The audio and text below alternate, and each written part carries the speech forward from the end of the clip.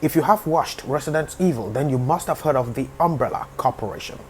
What if I told you that there is a real-life equivalent to that corporation? What if I told you that there is a company that has its claws and fangs on everything you know? And no, I am not kidding. I really wish I was. This company controls everything, or at least they have the power to control everything. So buckle up or grab some popcorn, because you are about to learn about a company that may have caused the downfall of Terra Luna. Hello and welcome to the channel. My name is Herve and it is literally my job to make anybody understand crypto. Every other day on this channel, I bring you predictive analysis tutorials and research to make you understand this whole vast world of coins and tokens. If this is the type of content you are interested in, click the like button, subscribe to the channel with your notifications on so that you do not get to miss any other value-packed video like this one. Let's begin, shall we? Now, before we go into the video, you must know that whatever I say or do on this channel is supposed to be considered as entertainment only.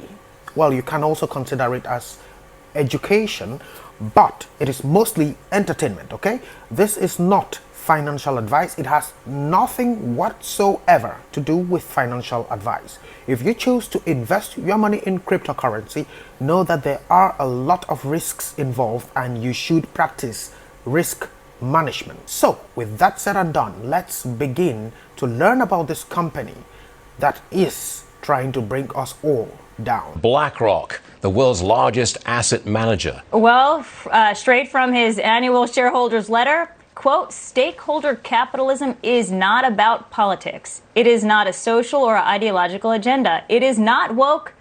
It is capitalism. So, BlackRock was formed in 1998 by 8 people headed by Larry Fink.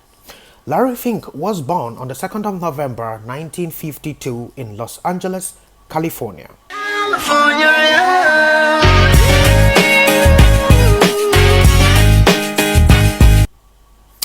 Okay, let's continue. That was entertainment. So, some points about Larry Fink.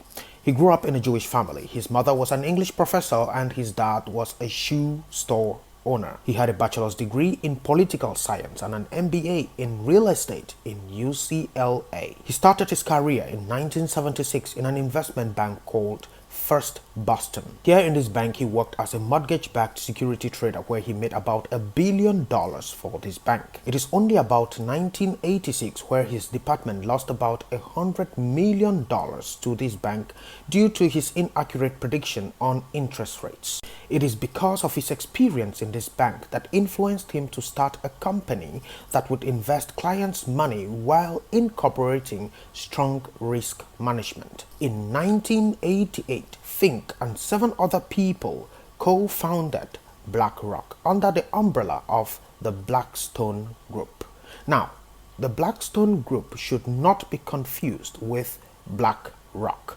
Both are asset management firms, but the difference is in their clientele and in their investment strategy. BlackRock caters for all types of investors and mostly deals with mutual funds, ETFs, and fixed income assets, while Blackstone is purely an alternative asset manager which deals with private equity, real estate, and hedge funds. Their clientele are only high net worth individuals or institutions that can commit a large sum of money for a longer period of time. Now, Fink became the CEO and director of BlackRock, and in 1994, BlackRock separated from Blackstone. In 1998, BlackRock became totally independent from Blackstone, and in 1999, BlackRock went public. Now, by that I mean IPO, initial public offering. In 2008, the government contracted with BlackRock to help clean up the crash. This cleanup helped Fink to set up relations with Barack Obama's Treasury Secretary Tim Geithner and additional members of the Obama Economic Recovery Team. In 2009, BlackRock purchased Barclays Global Investors and became the world's largest money management firm. In 2010, BlackRock paid Fink $23.6 million. By 2016, BlackRock had more than $5 trillion under management. Trillion with a T. Now, food for thought. It takes 32,000 years to count to a trillion. This is assuming that you count every second. Remember that. When you think of the biggest banks in America, we're talking about JP Morgan, Bank of America, Citigroup, Wells Fargo. Blackrock owns the largest percent of shares in any of these banks.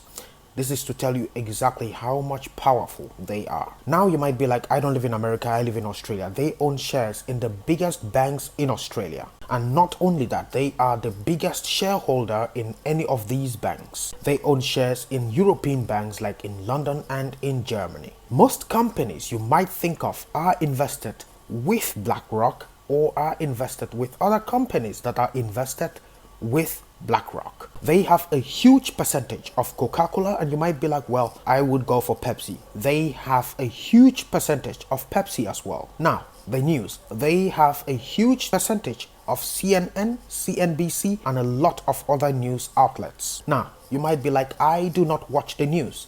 They have a huge stake in Google, Twitter, Facebook. When I say Facebook, we're talking about Instagram and WhatsApp too.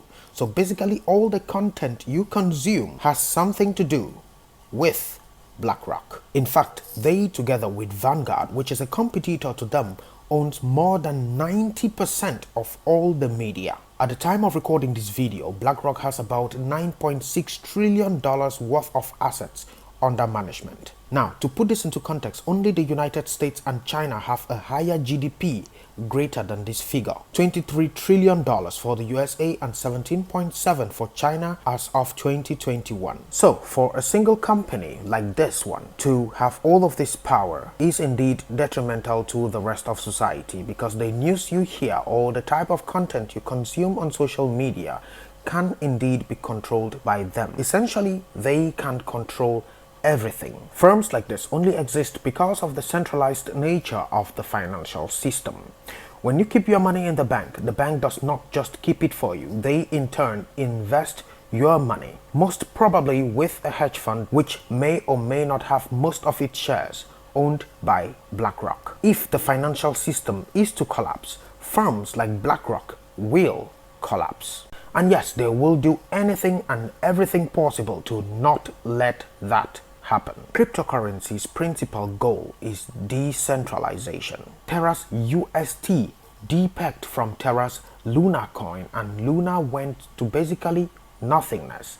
And there are a lot of people who seem to believe that BlackRock was after this attack. In my next video, we will learn about Terra Luna's ecosystem and its coin, how it crashed, and if there is any chance at all of it coming back to life. So have your notifications on for that. Now, I always heard about this company, but I did not know exactly how big they actually were until I did my research. I had to do a dedicated video about this firm before I covered Terra Luna. So if you do appreciate, leave me a like and comment down below what you think about this company, and I will see you in the next video.